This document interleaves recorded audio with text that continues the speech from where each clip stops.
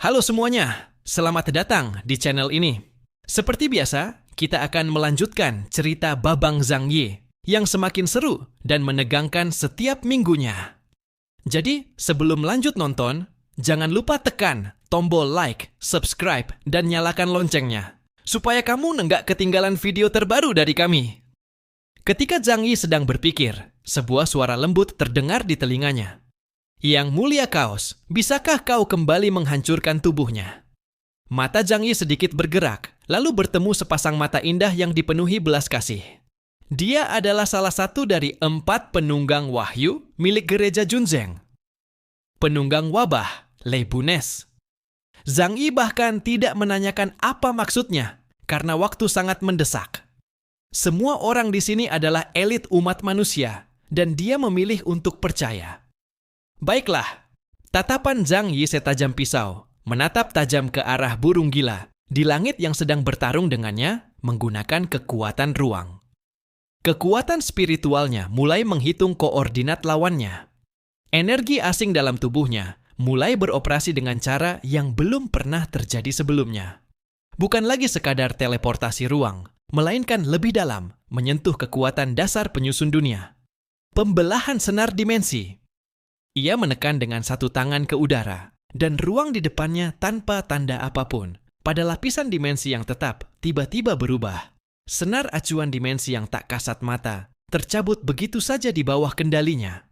Ini bukan serangan, melainkan dekomposisi. Ia mencabut burung gila beserta kekuatan bayangan di sekitarnya. Dari struktur ruang 3 dimensi yang stabil, memecahnya menjadi unit penyusun yang lebih mendasar. Burung gila sekali lagi merasakan stabilitas ruang di sekeliling tubuhnya runtuh. Kekuatan itu bukan melawan kemampuan 2 dimensinya secara langsung, melainkan menggoyahkan fondasi keberadaannya. Tinta bayangan yang pekat tampak membeku sejenak, seolah kehilangan bidang tempatnya melekat. Meski sudah bersiap bertahan, burung gila tetap tidak memahami kemampuan apa yang Zhang Yi gunakan. Tubuhnya tanpa kejutan apapun kembali terbelah. Dan kali ini bukan sekadar terbelah 2, melainkan lebih dari 10 torehan. Kekuatan pembelahan senar, dimensi menyayatnya menjadi potongan-potongan kecil. Lalu, boom! Ia berubah menjadi percikan tinta yang tersebar di udara. Tidak ada darah berhamburan, tidak ada ledakan energi. Sebagai gantinya, tampak pemandangan yang sangat ganjil. Burung gila berubah menjadi gumpalan besar tinta hitam pekat yang terus menggeliat dan meluas, tersebar di udara. Tinta itu tampak hidup, atau seperti lubang nirsangkar yang terbebas dari belenggu, dipenuhi aura pertanda buruk, dan mulai mencoba berkumpul kembali. Cahaya energi yang menyentuhnya langsung tertelan habis tanpa sedikit pun pantulan. Itu adalah kegelapan absolut. Berhasil? Raja Arthur menggenggam pedang suci erat-erat, menatap waspada ke arah gumpalan kegelapan yang menggeliat itu. Tidak, hanya menghancurkan bentuknya. Zhang Yi berkata dingin, inti keberadaannya tidak terluka. Benda itu sedang menyusun ulang dirinya. Ia menoleh pada Lei Bunes yang telah merapatkan kedua tangan dan bersiap mengucap mantra. Selanjutnya, giliranmu. Sebuah lantunan rendah, seolah memuat duka tak berujung, menggema dari tepi medan pertempuran. Itu suara nyanyian duka Lei Bunes. Ia yang sejak tadi berdiri diam, bagaikan bayangan, perlahan mengangkat kepala. Dari mata indahnya mengalir air mata jernih. Tidak ada kebencian atau rasa takut, hanya welas asih. Siapapun yang melihat matanya akan merasakan duka yang menusuk dan kesunyian yang mencekik. Ia mengulurkan jari putihnya, menunjuk tinta pekat yang menyebar, lalu berucap lembut nama sejati kemampuannya. Ratapan duka cita. Sebuah kekuatan tak berbentuk, tak terlihat mata, namun dapat dirasakan jelas oleh seluruh makhluk hidup, menyebar ke segala arah. Itu bukan gelombang energi, tetapi semacam wabah berbentuk hukum, sebuah kutukan peluruhan yang menyasar eksistensi itu sendiri. Aroma tanah makam seolah memenuhi udara, mengandung makna pembusukan dan akhir. Ketika kekuatan itu melewati Zhang Yi dan yang lainnya, mereka hanya merasa sedih dan ngeri tanpa alasan.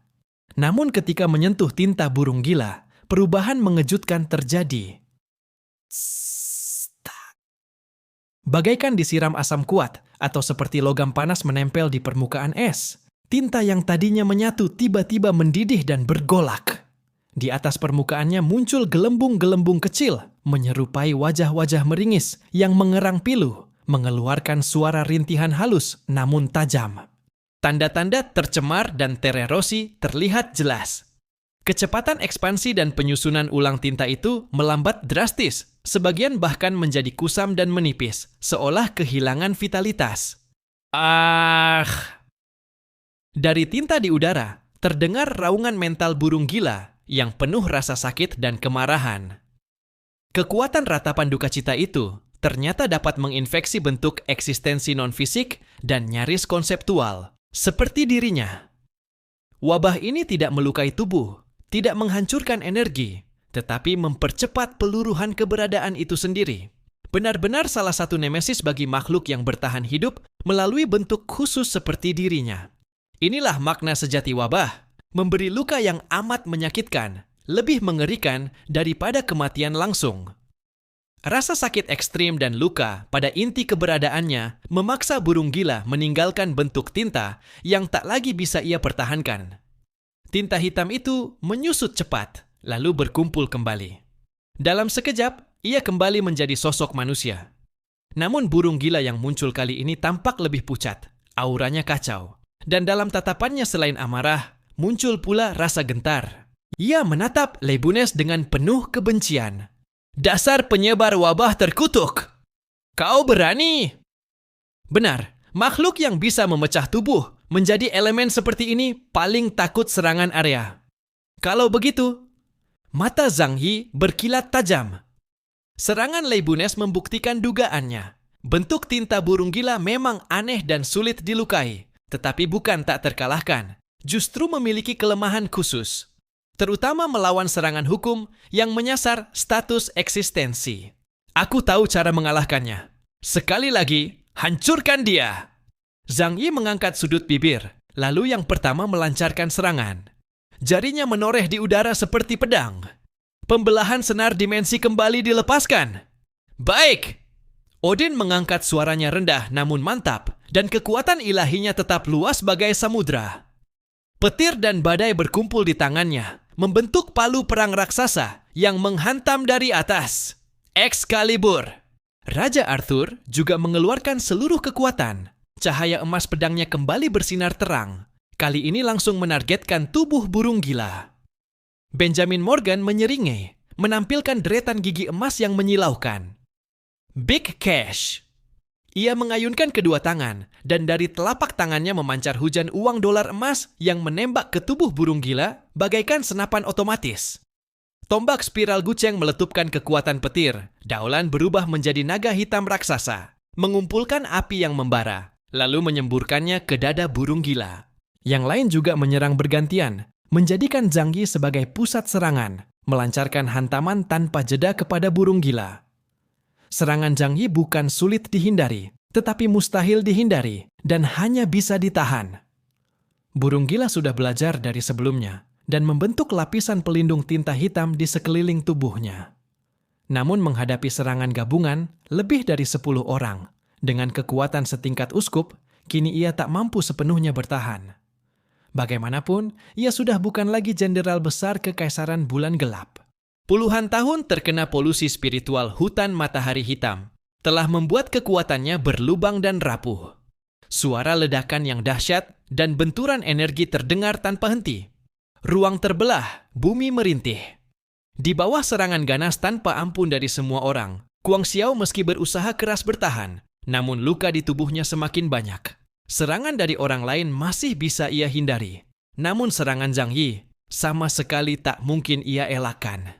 Yidong, kalian ingin memaksa aku berwujud elemen, lalu kembali menggunakan kekuatan wabah untuk menyerangku, bukan? Aku tidak akan memberi kalian kesempatan seperti itu. Guang Xiao tidaklah bodoh. Ia mengangkat tangannya, tanah di sekitarnya bergetar.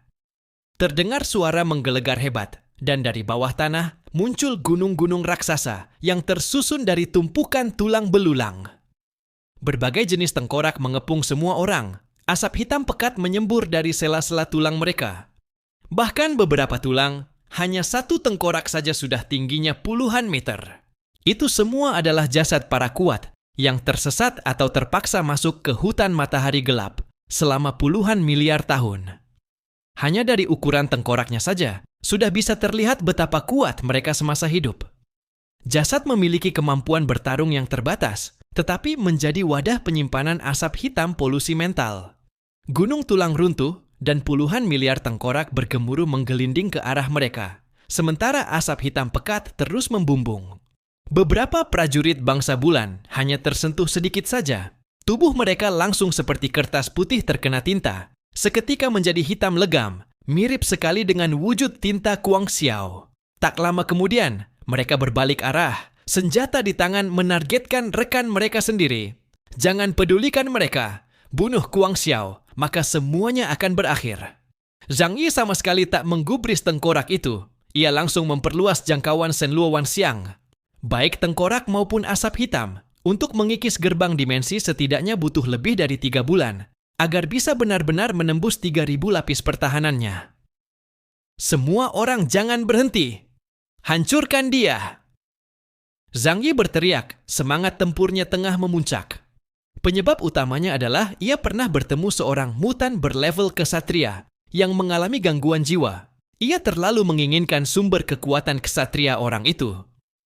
Dengan Zhang Yi menahan semua tengkorak yang merepotkan, orang-orang lainnya pun tak lagi memiliki beban. Berbagai serangan terus bermunculan. Belasan mutan tingkat Epsilon, dan yang terlemah di tempat itu adalah tingkat kereta tempur hitam. Semut dalam jumlah banyak pun bisa menggigit mati seekor gajah. Apalagi ini adalah sekumpulan anjing liar. Zhang Yi merapatkan jarinya seperti pedang, dan satu demi satu serangan yang mengelupas dimensi ruang ditembakkan. Kuang Xiao membentuk banyak tinta di sekelilingnya sebagai pertahanan. Ia sangat membenci bocah ruang ini. Namun ia juga sangat iri pada orang ini. Mengapa hanya generasi ke-6 bisa memiliki kekuatan yang hanya dapat dikuasai oleh para tuan Demon God? Tangan kirinya terangkat tinggi, seakan ingin merobek langit, menarik kekuatan gelap yang berputar di angkasa. Aku tidak percaya aku tidak bisa menembus pertahananmu. Boom!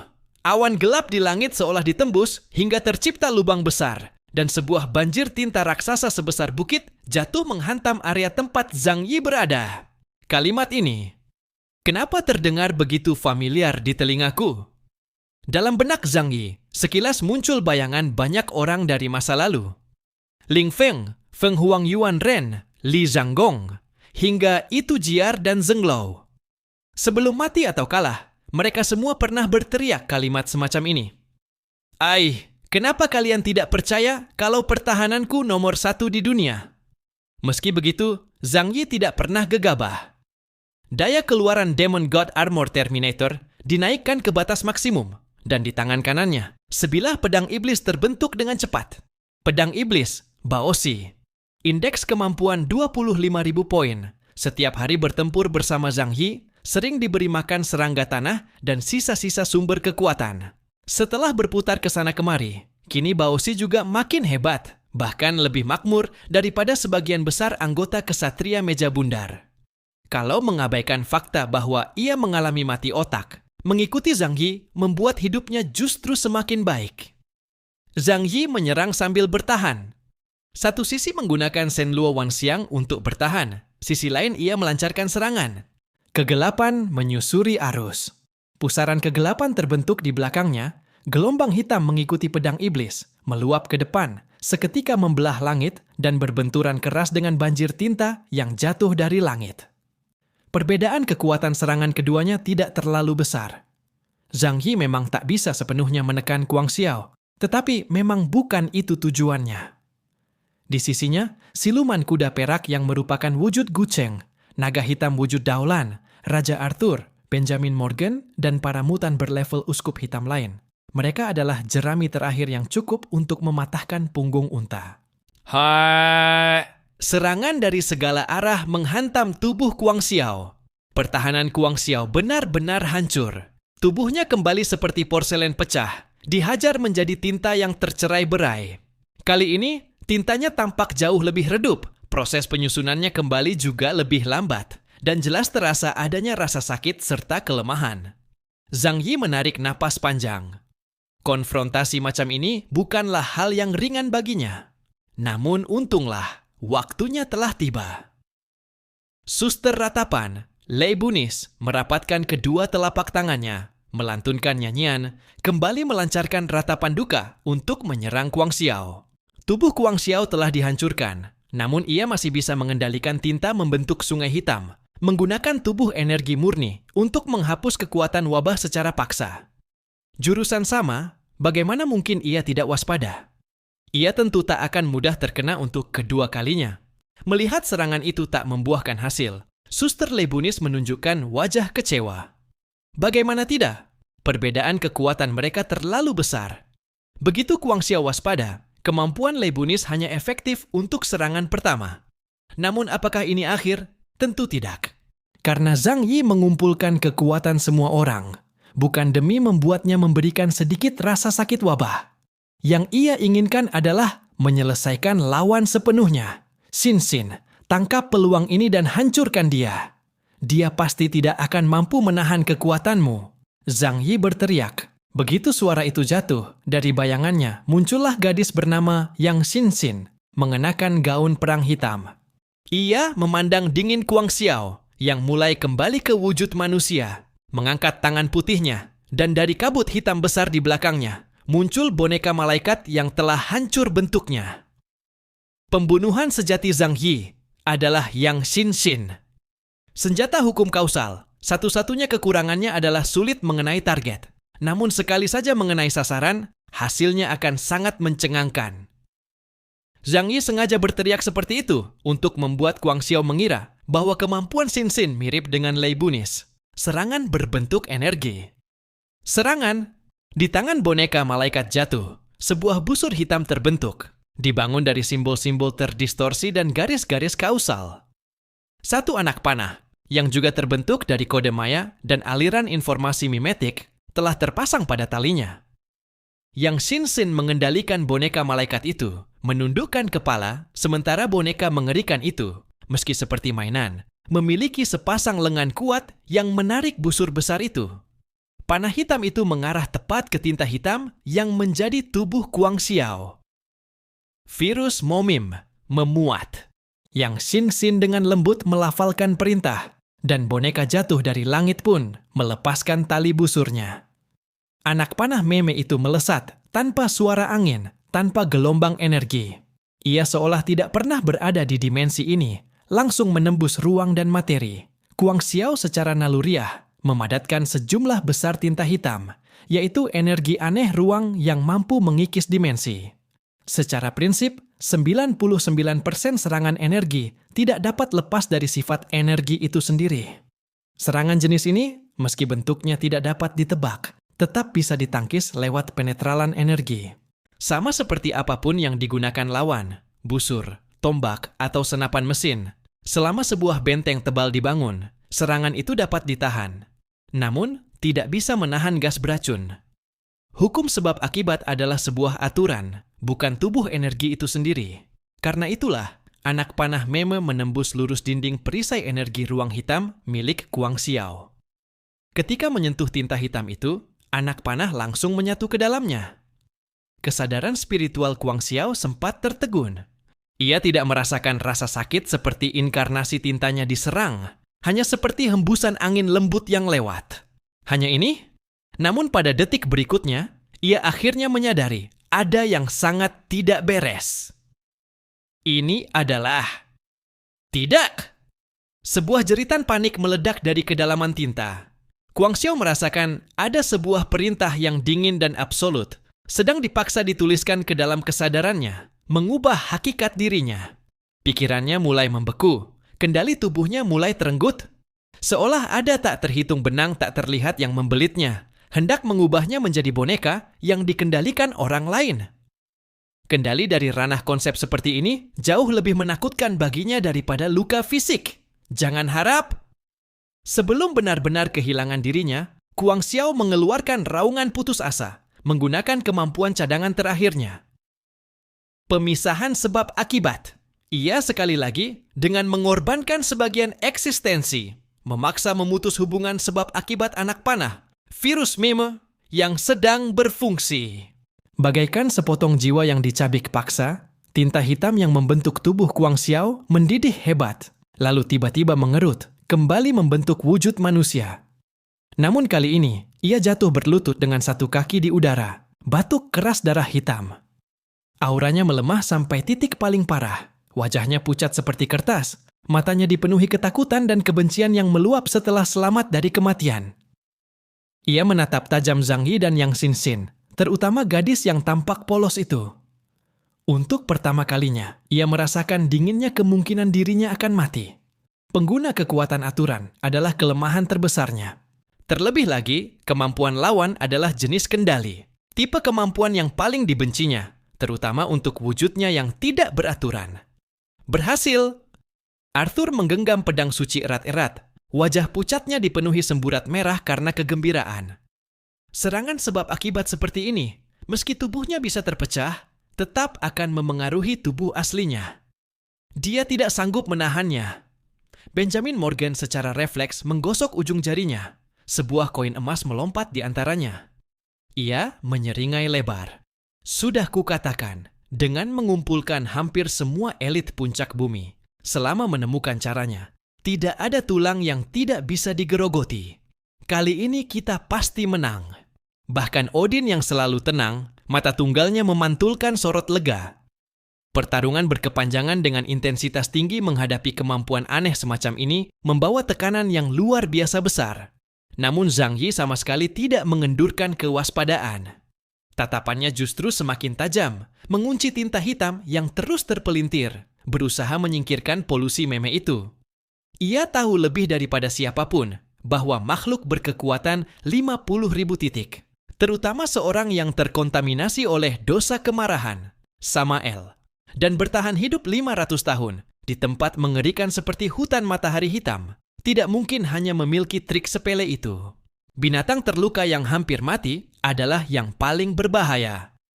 Yang Xinxin mengernyit sedikit, merasa sayang karena tidak bisa mengendalikan lawan dengan satu serangan. Kalau tidak, ia bisa memiliki satu lagi boneka kelas ksatria. Namun ini sepenuhnya masuk akal. Setiap eksistensi kelas ksatria adalah monster. Terutama bangsa bulan, yang telah hidup sangat lama, tentu memiliki metode bertahan hidup. Hal yang paling ditakuti Kuang Xiao adalah serangan sebab akibat, maka wajar ia punya cara mengatasinya. Kalau memungkinkan, aku ingin melakukannya beberapa kali lagi. Yang Xinxin mengangkat tangan.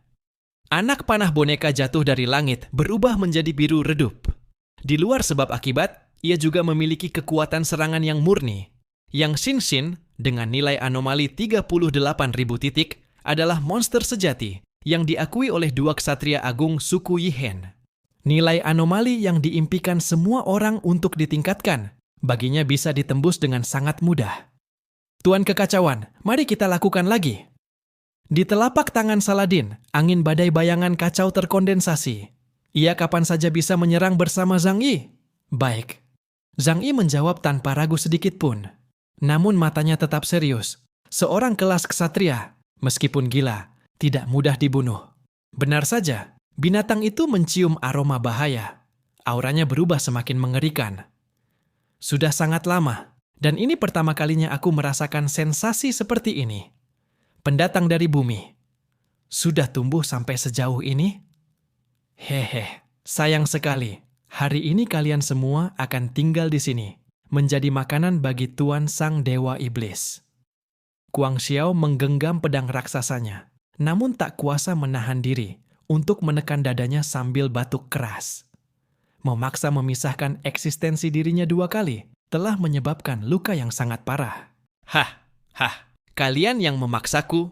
Kalau begitu, mari kita semua tenggelam dalam kegilaan abadi. Raungan spiritual Kuang Xiao tersendat-sendat, namun dipenuhi kegilaan yang menakutkan. Tinta hitam yang tersiksa oleh virus meme itu tiba-tiba menyusut ke dalam, bukan mencoba membentuk wujud manusia lagi, melainkan meledak. Namun kali ini bukan tinta yang meledak, melainkan gelombang gelap spiritual yang pekat, seolah berwujud nyata. Gelombang itu menyapu seluruh medan pertempuran dalam sekejap, bahkan mengabaikan segala pertahanan materi, langsung menyerang kesadaran setiap orang. Apa ini? Kepalaku sangat sakit, kecuali Zhang Yi dan Yang Xinxin. Hampir semua orang terguncang keras, bahkan terhenti begitu gelombang spiritual gelap itu melintas. Kejernihan di mata Arthur digantikan kebingungan dan kebrutalan. Ia mengayunkan Excalibur dengan tiba-tiba, namun bilah emas itu bukan mengarah ke sisa-sisa Kuang Xiao, melainkan mengayun ke Odin di sampingnya. Desit. Odin pun mengaum rendah, mata tunggalnya memerah. Petir meledak tanpa kendali, menghantam pedang emas tersebut. Benjamin Morgan menatap ngeri pada uang dolar emas di tangannya yang berubah menjadi ular beracun yang menggigit dirinya sendiri. Gu Cheng yang berubah menjadi manusia kentaur perak, menjerit kesakitan sambil menginjak liar. Tao Lan yang berubah menjadi naga hitam, menyemburkan napas naga tanpa arah, membakar sebagian besar gunung tengkorak. Kekacauan total. Hanya dalam sekejap mata, barisan aliansi langsung hancur berantakan. Semua orang seolah-olah jatuh ke dalam ketakutan dan kegilaan terdalam di hati mereka sendiri, lalu mulai saling membunuh atau menyerang tanpa pandang bulu. Apa yang mereka lihat satu sama lain bukanlah rekan dari kubu yang sama, melainkan monster yang terwujud dari rasa takut mereka terhadap hutan matahari gelap dan Samael. Pencemaran mental. Ia lahir dari rasa takut, menghancurkan kehendak seseorang hingga membuatnya benar-benar tunduk, terutama para prajurit bangsa bulan. Di dalam hati mereka, rasa takut terhadap Samael memang sudah ada sejak lahir. Prajurit bangsa bulan dari Kekaisaran Bulan Gelap, nasibnya bahkan lebih tragis. Mereka memang diciptakan oleh Samael, sehingga daya tahan mereka terhadap pencemaran mental Samael jauh lebih lemah. Sangat cepat, tubuh mereka benar-benar berubah hitam, menjadi manusia tinta seperti Kuang Xiao. Hanya ada 2 pengecualian. Di tepi medan perang, terdapat suster duka Lebunis dan pastor disiplin Olain. Pada detik serangan gelombang mental gelap menerjang, salinan kitab wahyu yang melayang di depan Lebunis otomatis membalik halaman, memancarkan cahaya suci yang lembut, namun teguh, menyelimuti dirinya dan Olain di sampingnya. Salib yang digenggam erat oleh Olain juga memancarkan kilau samar yang seolah meresonansi. Tatapan mereka tetap jernih. Meski wajah mereka tegang melihat rekan-rekan yang jatuh dalam kegilaan, mereka tidak terpengaruh secara langsung. Itu pencemaran mental dari Samael. Kuang Xiao memperbesar pencemaran yang ia tanggung sendiri, lalu memproyeksikannya ke semua orang. Suara Lebunis penuh belas kasih. Olain berkata dengan suara rendah, "Kekuatan wahyu melindungi kita. Tapi yang lainnya, ini menyulitkan." Sementara itu, di pusat medan perang, tubuh Zhang Yi diselimuti sebuah penghalang tak kasat mata. Terbentuk dari perpaduan kekuatan mentalnya yang luar biasa dan kekuatan ruang, memaksa pencemaran mental itu terhalang di luar. Ia melirik Yang Xinxin di sampingnya. Gadis itu tetap tanpa ekspresi. Mata yang mampu menembus sebab akibat itu tetap jernih seperti semula. Jelas bahwa gangguan mental tingkat ini tak berpengaruh padanya. Seperti halnya Kuang Xiao memiliki cara untuk menghadapi pengguna kemampuan hukum sebab akibat, Zhang Yi dan Yang Xinxin tentu juga memiliki cara untuk menghadapi serangan mental. Sebelum datang ke sini, mereka bahkan sudah melakukan persiapan khusus, yaitu membiarkan Yang Xinxin menembakkan satu panah pada mereka masing-masing. Panah meme yang dapat mengubah persepsi seseorang secara menyeluruh. Panah itu menanamkan sebuah aturan dalam pikiran Zhang Yi dan Yang Xinxin. Menolak segala pengaruh kehendak mental dari luar. Serangan mental Kuang Xiao memang kuat, tetapi tidak cukup kuat untuk menutupi kode dasar yang ditanamkan oleh Yang Xinxin, sehingga tidak mampu memberikan efek. Benar saja, masih ada langkah cadangan. Zhang Yi mendengus pelan. Tatapannya menyapu para sekutu yang jatuh dalam kekacauan, alisnya berkerut tipis. Bukan berarti ia tidak terpikir untuk menembakkan panah itu kepada semua orang, tetapi mereka pasti tidak akan setuju. Namun karena itu, seluruh tekanan kini jatuh ke dirinya dan Yang Xinxin. "Xin Xin, ganggu dia. Jangan biarkan dia terus memperbesar pencemaran," seru Zhang Yi rendah, yang Xin Xin tidak menjawab. Boneka malaikat jatuh di belakangnya kembali menarik busur sebab akibat. Sebuah panah meme kembali terbentuk, membidik sebuah titik inti yang memancarkan gelombang pencemaran di tengah kegelapan, lalu ditembakkan. Di jalur panah itu melesat, gelombang mental yang terdistorsi tersendat sejenak. Guang Xiao mengeluarkan dengusan lirih, jelas kembali terluka. Kekuatan pencemaran mental di seluruh medan perang menurun sedikit, tetapi mereka yang sudah terkena jelas tidak bisa pulih dalam waktu singkat. Tidak ada gunanya. Kalian tidak akan bisa menghentikanku. Di bawah kekuatan Tuan Dewa Iblis, merangkaklah, merataplah. Suara Guang Xiao bergema dari segala arah. Tubuh utamanya tampaknya sudah sepenuhnya menyatu dengan wilayah pencemaran mental ini, sulit ditangkap. Sepertinya, aku harus menggunakan itu.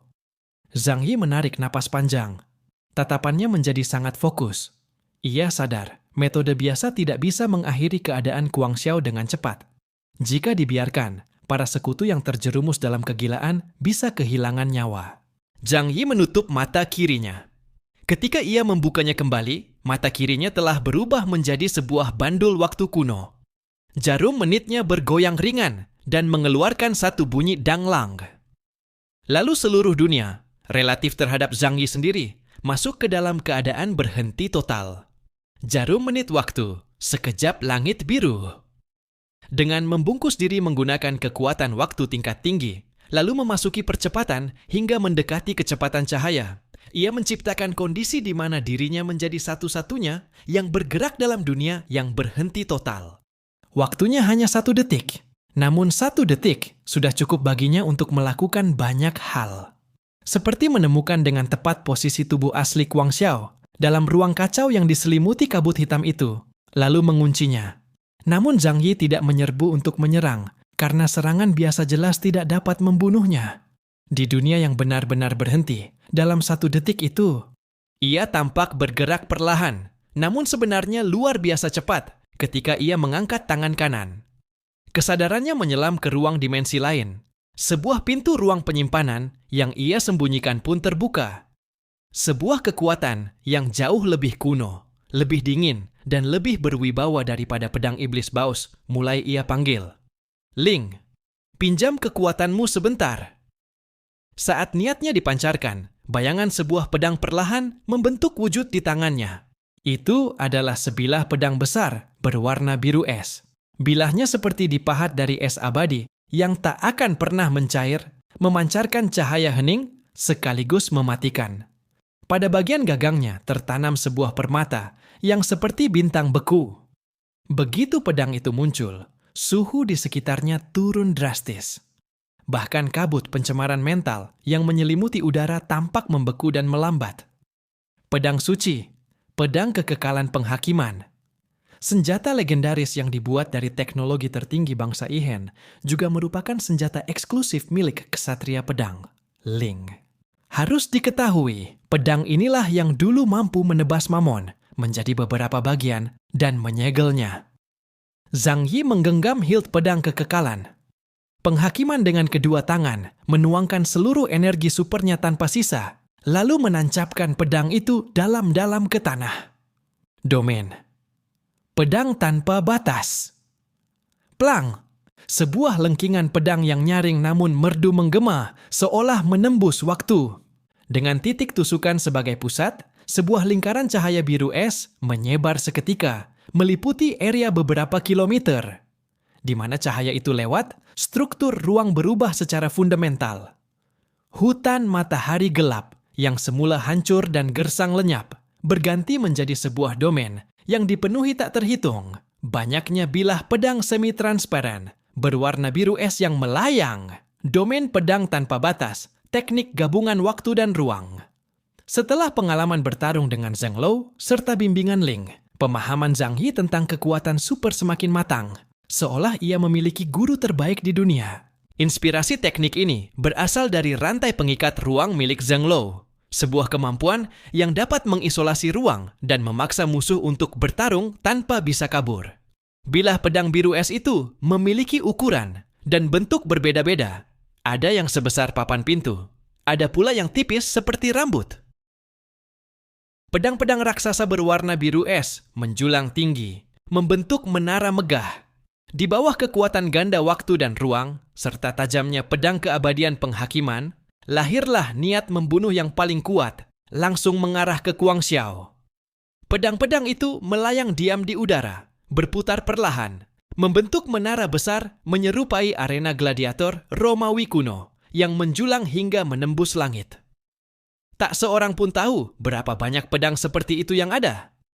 Setiap pedang biru es memancarkan hawa dingin yang menusuk dan kehendak yang mampu membekukan segalanya.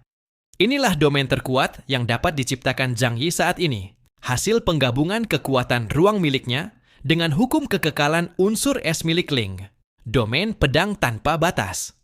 Di dalam domain ini, Zhang Yi adalah penguasa mutlak. Hanya dengan satu gerakan pikirannya, ribuan pedang biru es seolah memperoleh kehidupan, berubah menjadi kilatan petir biru, melesat dari segala arah, dari sudut-sudut yang tak terbayangkan, menuju inti kegelapan yang terus berputar dan menyebarkan polusi mental, sumber kekuatan sejati Guang Xiao. Pedang-pedang itu menembus kegelapan, bukan sekadar menebas secara fisik, melainkan membawa sifat mengerikan yang mampu membekukan waktu dan ruang. Setiap pedang yang menghantam sasaran meninggalkan bekas beku berwarna biru es yang tak dapat disembuhkan dan area yang membeku terus meluas. Yang lebih mengerikan, di wilayah yang terkena serangan, laju waktu melambat drastis, nyaris berhenti. Dang! Dalam waktu 1 detik, miliaran pedang telah menutup Guang Xiao sepenuhnya. Guang Xiao terkejut ketakutan, menyadari bahwa polusi mental yang ia sebarkan dibekukan dan dibatasi secara besar-besaran oleh pedang-pedang es itu. Tubuh utamanya, gerakan, bahkan aktivitas berpikirnya, semuanya mulai melambat. Tidak, kekuatan apa ini? Ini kekuatan ruang. Tidak, kenapa waktu juga melambat? Kau bahkan memiliki kemampuan waktu. Teriakan mentalnya dipenuhi ketakutan yang tak terlukiskan. Yang Xin Xin tidak melewatkan kesempatan ini. Di belakangnya, boneka raksasa Fallen Celestial dikendalikan oleh benang-benang hitam dari hukum kegelapan, menarik busur raksasa Judgment Bow berulang kali, menembakkan panah virus memetik mim dari kegelapan menuju Guang Xiao. Jika Guang Xiao memilih memecah diri untuk menghindari serangan energi panjang Zhang Yi, maka ia harus berhadapan langsung dengan serangan hukum dari Yang Xin Xin. Dua bentuk penderitaan, ia harus memilih salah satu. Panah mimetik yang ditembakkan oleh Fallen Celestial semakin presisi dan cepat. Setiap panah ibarat jerami terakhir yang mematahkan punggung unta, membuat keadaan Guang Xiao semakin parah. Zhang Yi berdiri di tengah domain pedang, memegang pedang keabadian penghakiman, menatap dingin ke arah Guang Xiao yang sedang dilucuti keberadaannya, dan dibekukan dalam ruang dan waktu oleh hujan pedang tanpa henti itu. Ia tampak seperti dewa penghukum, berniat menghapus makhluk tercemar ini dari tataran waktu dan ruang sepenuhnya. Aku sudah bilang, hari ini kau tak akan bisa pergi. Guang Xiao tak sempat berpikir banyak. Ia mengangkat pedang raksasanya dan meraung marah. Bayangan pembakar. Sungai aturan ruang berwarna hitam membubung ke langit, menyapu ke segala arah, berusaha menahan serangan Zhang Yi sepenuhnya. Namun, jika ia melakukannya, ia takkan mampu menangkis panah Yang Xin Xin. Panah mimetik yang menembus segala bentuk energi menembus sungai hitam itu dan langsung menghantam tubuh asli Guang Xiao. Tubuhnya bergetar hebat dan dalam sekejap ia kehilangan sebagian kendali atas dirinya. Pemutusan sebab akibat. Rasa sakit seperti jiwa yang dibelah dua menyerang dirinya. Ia memilih untuk kembali memotong dirinya, namun efek sampingnya membuat kekuatannya semakin lemah. Dengan mata penuh ketakutan, ia menatap sepasang manusia di tengah domain pedang tak berujung itu. Satu menguasai waktu dan ruang sekaligus, memiliki kekuatan menyerang dan bertahan sempurna. Satu lagi pengendali hukum yang mampu menembus segala batas materi. Bersama, kekuatan mereka meningkat berkali lipat. Sebuah pedang lain yang mengandung kekuatan beku ekstrim dan hukum waktu muncul tanpa suara dari sudut domain, menembus batas ruang, dan dengan tepat memotong salah satu lengan Kuang Xiao yang baru saja hendak terbentuk kembali. Lengan itu belum sempat jatuh ke tanah, namun di bawah dingin abadi dan arus waktu yang nyaris berhenti, ia hancur menjadi butiran kristal hitam halus, lalu lenyap. Tak tahu sudah keberapa kali bagian tubuhnya terpisah. Dalam neraka pedang yang dikuasai Zhang Yi ini, keberadaan Kuang Xiao dilucuti sedikit demi sedikit, dibekukan, dan dihapus. Panah-panah mimetik yang Xingxin seperti virus paling berbahaya, terus menyerang ke dalam inti kesadaran Kuang Xiao yang sudah kacau, mengubah logika keberadaannya dari dalam, hingga ia kesulitan untuk memusatkan pikiran melawan serangan pedang tanpa akhir itu. Percuma. Perlawananmu hanya akan memperpanjang penderitaanmu. Suara Zhang Yi menggema di seluruh domain, sedingin es tanpa emosi. Ia berdiri tegak di pusat domain, memegang pedang keabadian penghakiman seperti patung es.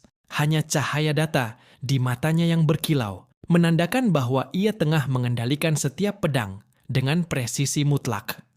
Bentuk Kuang Xiao sudah tak stabil lagi, berkedip antara sosok manusia hancur dan cairan hitam berputar. Teriakan mentalnya terputus-putus, dipenuhi keputusasaan dan amarah. Aku tidak rela. Kalau saja bukan karena pencemaran Samel, pikiranku tak rusak. Kekuatanku tak berkurang. Kalian, dua manusia generasi ke-6 dari planet bumi. Mana mungkin? Belum selesai ia berbicara, sebuah pedang biru es sebesar pintu menebas dari atas, membelah kepalanya yang baru saja terbentuk.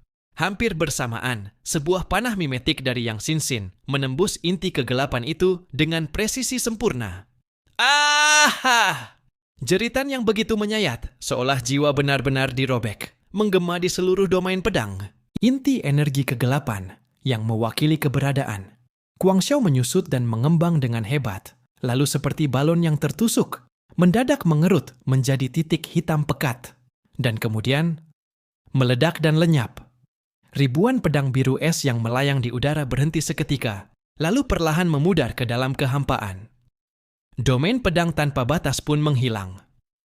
Pemandangan hutan gelap yang hancur kembali terlihat, namun tekanan polusi mental yang mencekik di udara kini jauh berkurang. Pada saat inti Kuang Xiao lenyap sepenuhnya, sebutir kecil energi hitam murni, tanpa sedikit pun jejak kegilaan, melayang di udara seperti kunang-kunang. Itulah inti ksatria paling murni, yang telah terlepas dari pencemaran Samel dan kesadaran Kuang Xiao. Zhang Yi mengangkat tangannya, menyerap inti itu. Begitu merasakan kekuatan luar biasa di dalamnya, tanpa ragu ia menekankannya ke antara alisnya.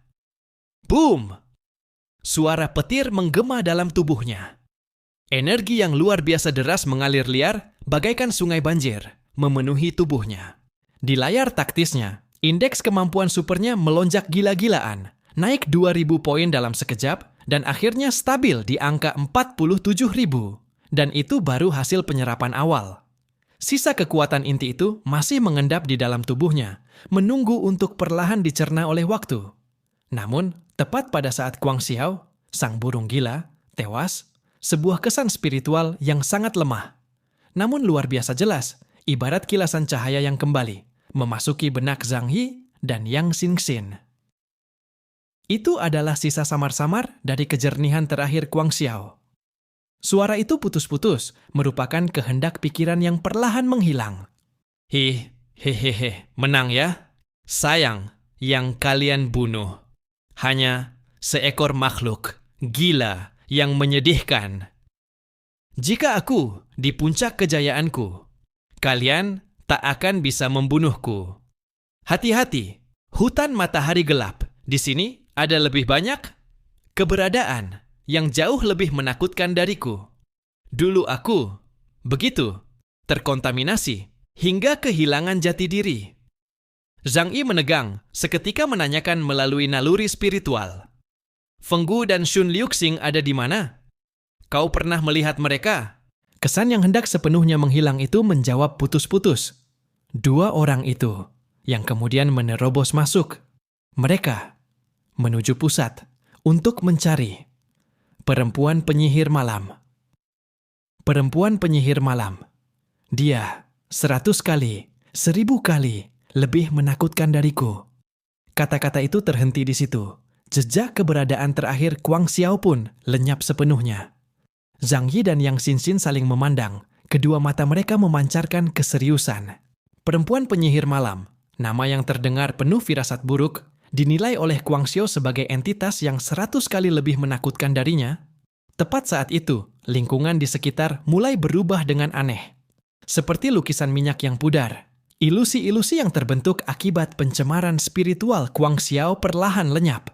Namun, sosok-sosok Raja Arthur, Disitian, Benjamin Morgan, dan lainnya yang tengah saling membantai, mulai menjadi buram, berlekuk, dan akhirnya benar-benar lenyap seperti gelembung.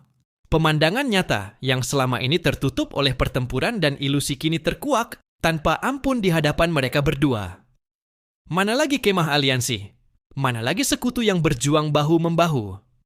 Mereka kini berdiri di atas sebuah puncak yang terbentuk dari tumpukan tulang besar berjumlah tak terhitung. Kerangka-kerangka itu amatlah besar. Beberapa rusuk menyerupai jembatan lengkung. Beberapa tengkorak seperti bukit kecil, memancarkan aura sunyi dan mati. Di kejauhan, berdiri bukit-bukit hitam pekat yang terus menyusupkan kabut kental. Itu adalah manifestasi dari pencemaran spiritual Samael. Udara dipenuhi bau busuk dan keputusasaan yang pekat.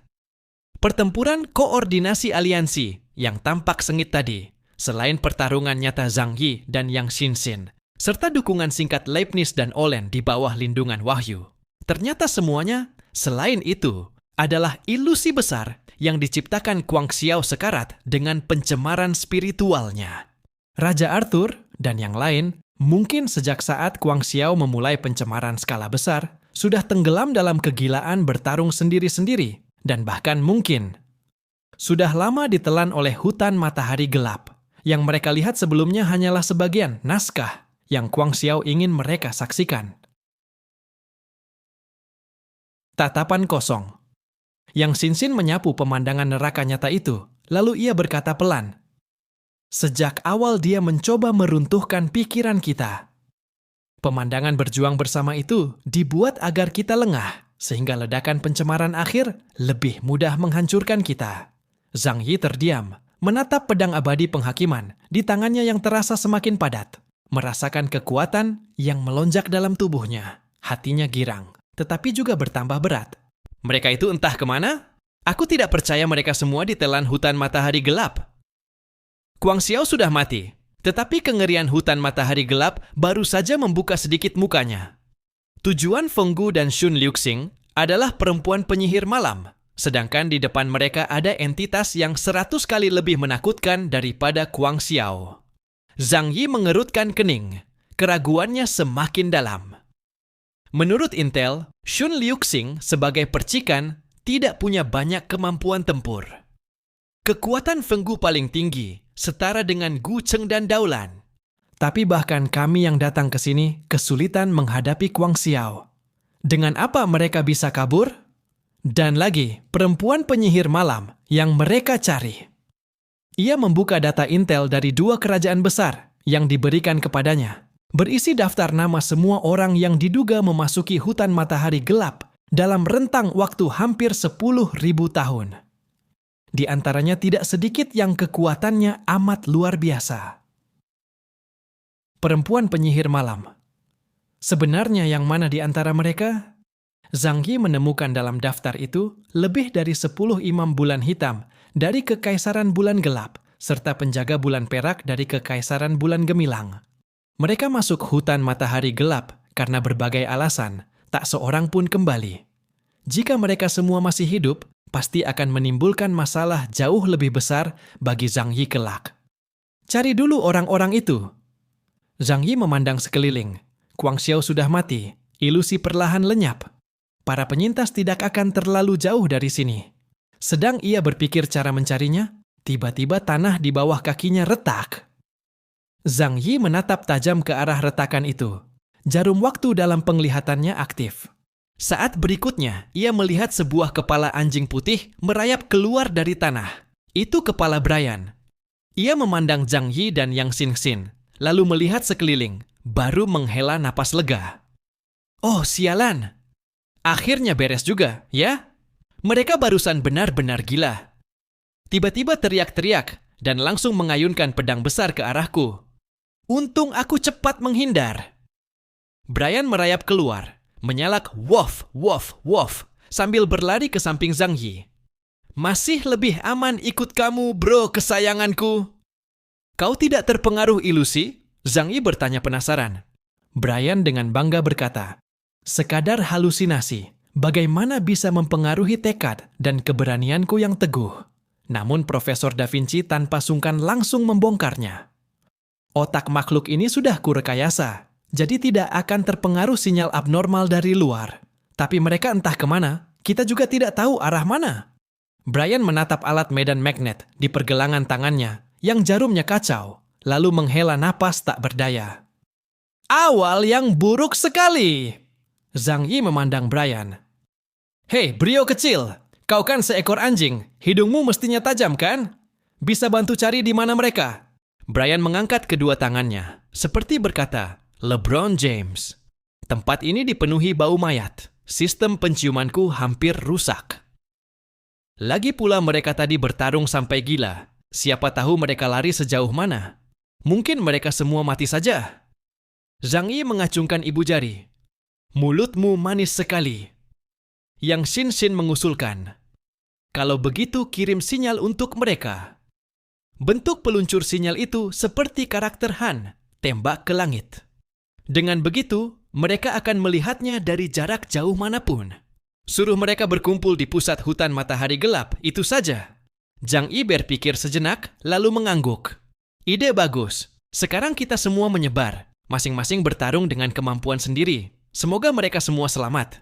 Kalau tidak, nanti bertempur tanpa beberapa pion juga buruk. Zhang Yi berdiri di atas sebuah dataran tinggi yang terbuat dari tulang, relatif terbuka dibandingkan sekitarnya. Di sekelilingnya tumbuh pepohonan hitam yang bengkok dan mati. Batang-batangnya berpilin seperti lengan para sekarat yang sedang meronta. Rasa tertekan di hutan matahari gelap nyaris mengental menjadi wujud nyata. Udara di sana dipenuhi bau busuk yang bercampur dengan anyir darah. Ia mengangkat tinggi lengan dari zirah iblisnya, menunjukkan ke arah langit. Dengan bantuan sistem cerdasnya, ia memancarkan energi ke udara, menciptakan gelombang radiasi energi di langit. Cahaya perak menyapu langit yang suram, dan di sana perlahan muncul tulisan piktograf kuno dari bumi. Naunaneno, semua orang berkumpul di pusat hutan matahari gelap. Kaum bulan mampu memahami makna tulisan itu setelah menganalisis bahasanya. Namun para makhluk yang terkontaminasi secara mental di hutan ini kemungkinan besar tidak memiliki kemampuan untuk menafsirkan tulisan Han tersebut.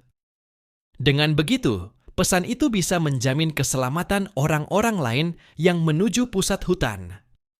Setiap goresan tulisan memancarkan gelombang energi stabil yang dapat dirasakan bahkan di tengah gangguan mental yang kuat, bagaikan mercusuar di tengah kegelapan. Cukup mendongak untuk melihatnya dengan jelas. Yang Xin berdiri diam 3 meter di belakangnya. Gaun hitamnya tidak bergeming, meski angin lembut yang timbul dari pancaran energi berembus. Tatapan kosongnya menyapu sekeliling, sementara boneka jatuh dari langit samar-samar tampak di balik bayangannya. Pancaran energi itu berada di ketinggian 3.000 meter. Cukup tinggi untuk terlihat di seluruh wilayah hutan matahari gelap dan akan bertahan selama 6 jam. Selama mereka belum mati, mereka pasti bisa melihatnya. Suaranya tenang namun pasti, mengandung keyakinan mutlak. Zhang Yi mengganggu keringan. Cakupan itu seharusnya cukup luas untuk menjangkau sebagian besar wilayah tempat para penyintas masih bergerak. Ia menatap sekali lagi tulisan menyala di langit, lalu berbalik melompat turun dari gunung tulang itu. Ayo, semoga di perjalanan nanti kita bisa bertemu teman lama. Suaranya datar, tanpa emosi, namun genggaman tangannya pada gagang pedang terasa mengeras. Keduanya berjalan berdampingan, sementara seekor anjing putih besar melangkah di sisi mereka, ekornya bergoyang pelan. Tak lama kemudian, mereka bertiga lenyap ke dalam kegelapan hutan yang lebih dalam. Hampir pada saat yang sama ketika sinyal itu menyala, para pejuang yang tersebar di berbagai penjuru hutan matahari gelap serentak menengadah ke langit. Odin baru saja melepaskan diri dari sebuah ilusi berdarah. Di mata tunggalnya masih tersisa semburat merah yang belum sepenuhnya hilang. Ia menumpukan tubuhnya pada tombak petir yang telah patah. Nyaris tak sanggup berdiri tegak. Baru saja ia melewati pertempuran sengit, dan kini tanah di sekitarnya dipenuhi mayat berserakan. Bukan mayat musuh, melainkan para prajurit Asgard, kuil suci bangsa Nordik. Dalam kegilaan akibat kontaminasi mental, mereka saling menganggap musuh dan saling membunuh. Odin yang baru sadar menunduk, menahan sesak di dadanya. Namun rasa sakit di matanya segera tergantikan oleh keteguhan. Hutan matahari gelap, tempat yang benar-benar mengerikan. Ingin menjadi penyelamat umat manusia ternyata tidak semudah itu. Ketika ia mendongak, tanpa sengaja ia melihat tulisan yang begitu familiar di langit. Seketika, kejernihan muncul dalam matanya yang keruh. Sinyal berkumpul. Tulisan piktograf. Itu huruf Han. Kaos. Apakah orang itu benar-benar berhasil membunuh makhluk dengan indeks kekuatan 50.000 itu? Tatapan Odin bergetar hebat, seolah badai berputar di dalamnya. Ia tertegun. Berkali-kali aku mengira telah memahami kekuatannya. Tapi sekarang aku sadar. Di hadapannya, aku tak lebih dari seekor semut. Nada suaranya mengandung kepahitan. Ia merasa dorongan kuat. Ia harus segera menemukan Zhang Yi. Selama ini ia salah mengira bahwa dirinya dan Zhang Yi berada di level yang sama. Karena itu, ketika tahu mereka akan masuk ke hutan matahari gelap, ia tidak terlalu khawatir atau takut. Namun sekarang ia sadar. Tanpa perlindungan Zhang Yi, jika bertemu para makhluk terkontaminasi di hutan ini, besar kemungkinan ia takkan selamat. Pusat hutan matahari gelap. Sial! Tanpa kompas, mustahil menentukan arah. Ia menggeram, suaranya serak dan kasar. Ia menoleh ke sekeliling, berusaha mencari rekan-rekan yang masih hidup. Loki dan Hela perlahan pulih dari kegilaan mereka. Ketiganya saling bertatapan. Di mata masing-masing tampak ketakutan dan kelelahan. Di tempat lain, di medan pertempuran lain, Devasena baru saja menghancurkan bayangan terakhirnya.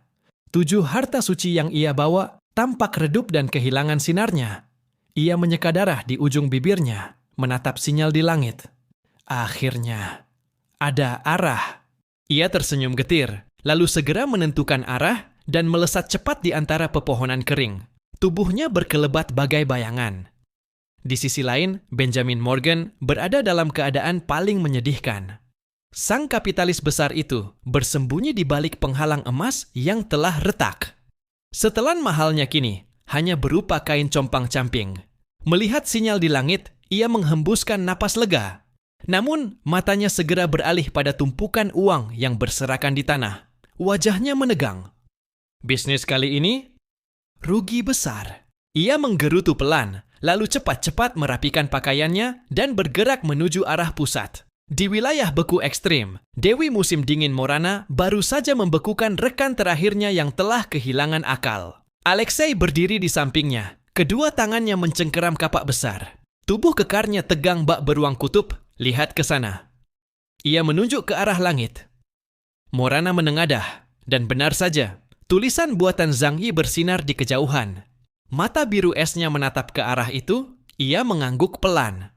Aura dingin di sekelilingnya berkumpul membentuk jalan dari kristal es, membentang ke arah sinyal tersebut. Namun kini, kelompok Odin menghadapi situasi paling berbahaya. Begitu mereka sadar, mereka mendapati diri berada di tengah lautan pasir hitam yang aneh. Butiran pasirnya dingin membeku, setiap langkah membuat tubuh mereka terhisap lebih dalam. Seolah-olah ribuan tangan tak terlihat sedang menarik dari bawah. Tanah berpasir ini, ada yang tidak beres. Hela paling dulu merasakan kejanggalan. Kekuatan Dewi kematiannya sangat tertekan di sini, bahkan memanggil roh terlemah pun hampir mustahil. Loki mencengkeram kapak perang dengan erat, sorot matanya tajam dan dipenuhi niat membunuh. Aku bisa merasakannya. Ada sesuatu di sekitar kita yang sedang mengawasi. Naluri tajamnya jarang salah, dan kali ini membuat bulu kuduknya berdiri. Odin dan Hela segera menegang. Sial, jangan bilang kita seberuntung itu. Kalau benar bertemu makhluk penghuni tempat ini, kita akan celaka. Belum sempat kata-kata itu habis, pasir hitam di bawah mereka mulai mengalir. Butiran halus itu bergerak seperti makhluk hidup, membentuk pusaran besar dengan ketiganya di pusatnya. Daya isap dahsyat datang dari bawah tanah. Hati-hati, Loki mencoba melompat, tapi kekuatan tak terlihat menariknya kembali. Odin menggeram rendah. Tanpa ragu ia menghantamkan tombak keabadian ke pusaran hitam di bawah kakinya. Petir perak meledak dengan keras, menciptakan daya dorong kuat di bawah tanah hitam itu. Dengan momentum itu, ketiganya melesat ke udara dan jatuh di atas beberapa batu hitam besar di kejauhan. Dari bawah, terdengar suara gesekan tajam yang membuat gigi ngilu, seperti ribuan gigi sedang menggerogoti batu. Pasir hitam berhamburan ke langit, dan dari badai debu itu, perlahan muncul sosok raksasa. Seekor monster berdiri di hadapan mereka. Di tengah padang pasir gelap, sosok mengerikan setinggi lebih dari 6 meter perlahan muncul dari lautan pasir, bagaikan gunung hitam yang bergerak. Butiran pasir mengalir turun, seperti air terjun dari cangkangnya, yang dipenuhi duri-duri tajam nan menakutkan, memantulkan cahaya logam yang berkilau dingin di bawah langit merah darah. Mata merahnya yang tanpa sedikit pun, emosi perlahan berputar, dan di setiap lensa kristalnya tampak bayangan 3 sosok kecil, berkilau dengan cahaya dingin khas pemangsa. Odin membuka basis data, dan akhirnya menemukan informasi tentang makhluk itu di arsip Kekaisaran Bulan Gelap. Scorpionus, sang kalajengking tersesat, seorang buangan dari Kekaisaran Bulan Gelap, dan dulunya salah satu jenderal perang terkuat kekaisaran itu. Mata tunggal Odin sedikit menyipit, pupilnya memantulkan setiap detail dari tubuh raksasa itu. Ia bisa melihat dengan jelas pola kuno yang terukir di cangkangnya, dan merasakan tekanan yang begitu besar, hingga membuat napasnya terasa sesak. Pate, psi, keparat. Odin menarik napas dalam-dalam. Sekilas keraguan melintas di matanya, namun segera tergantikan oleh tekad bertempur yang membara. Karena jika pertemuan ini sudah terjadi, ia tahu tak ada jalan untuk melarikan diri, hanya bisa bertarung sampai mati. Maka, demi Asgard! Suara beratnya bergema di atas lautan pasir, sementara dari mata tunggalnya memancar cahaya seterang matahari. Di tangan kanannya, kilatan petir perak yang menakutkan muncul, berubah menjadi sebuah tombak padat sepanjang lebih dari 2 meter. Gungnir, tombak keabadian, senjata yang tak pernah meleset. Ia melemparkannya sekuat tenaga. Dalam sekejap tombak itu melesat menembus jarak ratusan meter, langsung mengarah ke dada Scorpionus. Tombak dewa itu berubah menjadi cahaya yang menembus langit dan bumi. Ujungnya merobek ruang, membawa kekuatan penghancur yang menelan segalanya. Kekuatan petirnya membuat udara di sekitarnya berbau hangus. Serangan itu tak bisa dihindari, hanya bisa dihadapi secara langsung. Namun, menghadapi serangan mengerikan itu, Scorpionus hanya berdiri diam tanpa bergerak sedikit pun. Dang! Capit kanannya membuka dengan mudah, lalu menjepit tombak petir itu. Begitu ringan, seolah hanya menjepit sebatang sumpit. Gungnir meraung, petir meledak-ledak di sekelilingnya, tetapi tombak itu tak bisa menembus lebih jauh. Indeks kekuatan, 46.000 poin. Perbedaan kekuatan yang mutlak, bahkan tombak dengan aturan serangan yang pasti seperti Gungnir, kehilangan ketajamannya. Pupil Odin menyempit tajam, memantulkan pemandangan saat tombak sucinya retak sedikit demi sedikit. Indeks kekuatannya hanya 38.000 poin, selisih hampir 10.000 dari lawannya. Dengan perbedaan sebesar itu, ia benar-benar tak tahu bagaimana harus mengalahkan musuh di hadapannya. Sial, keberuntungannya kali ini sungguh buruk, namun Zhang He dan yang lainnya tidak ada di dekatnya. Kini, satu-satunya orang yang bisa ia andalkan hanyalah dirinya sendiri. Apakah ini hukuman dari langit? Untuk membuatku mati di sini? Dalam hati Odin, rasa putus asa mulai tumbuh. Namun anehnya, bersamaan dengan itu muncul pula ketenangan. Dunia ini, sejak awal memang hanya memberi tempat bagi yang terkuat. Sejak ia bukan lagi barisan terdepan manusia, mungkin hari ini sudah menjadi takdirnya. Namun pada saat itu juga, api di matanya menyala lebih terang dari sebelumnya, seolah ingin membakar seluruh langit yang gelap. Tapi aku tidak percaya pada takdir. Tatapannya yang menyala diarahkan pada Loki Berith Thomas, dan Dewi Kematian Hela, Louis Andre. Kita ini 3 pilar Asgard. Mana mungkin mati di bulan yang jauh ini? Benar sekali. Loki mengangkat kapak perang besar dari punggungnya. Ukurannya begitu besar hingga tampak tak seimbang dengan tubuhnya yang ramping. Di matanya, warna merah darah semakin pekat. Waktunya berpesta. Teriakannya memecah langit. Mata liciknya kini telah dipenuhi warna merah. Pupilnya menyempit menjadi garis vertikal berbahaya. Darah bangsa Viking dalam dirinya terbangun. Sebagai pengguna kemampuan penguatan tingkat tinggi, Loki adalah seorang maniak pertempuran sejati. Apa itu rasa takut? Ia tak pernah mengenalnya.